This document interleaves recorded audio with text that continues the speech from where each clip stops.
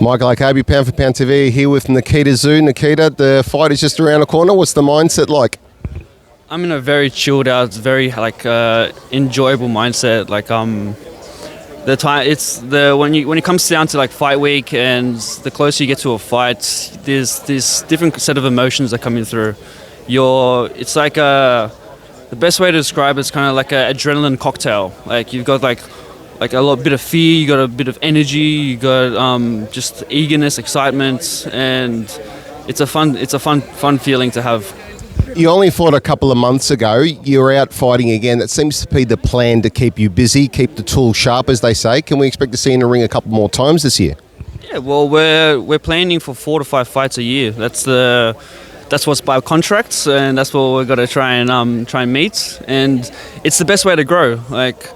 At the start of my career, I was always a little bit hesitant wanting to fight as much because I wanted to spend a bit more time on training camps and kind of develop. But what my team explained to me is that you learn the most from your fights, and you learn the most from staying active, and that's the way you grow. That's the way you got to build your career, and that's what I got to do. Ben Bommber's coach, Rodney Chrysler, has had nice things to say about him, about his skill, about power and speed. You have a similar skill set, but you have said about Ben Bommber before, he's still a young lad, basically still sort of a kid. Do you think maturity will be a key factor in the fight as well? Yeah, I honestly do. He hasn't grown into his kind of like man strength. I was just talking to Ben Horn just then. He shake my hand, and the strength he has to his hand just by a handshake, and that's a full-on grown man.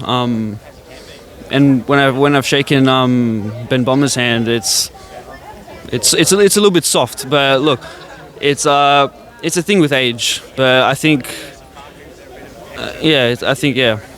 As your career progresses and with each fight, do you feel that you're forging your own path, your own style, your own brand, which differs from your father and your brother? It's a very important thing to do that. I'm always trying to be myself. I'm living in my dad's shadow at the moment, living in my brother's shadow at the moment.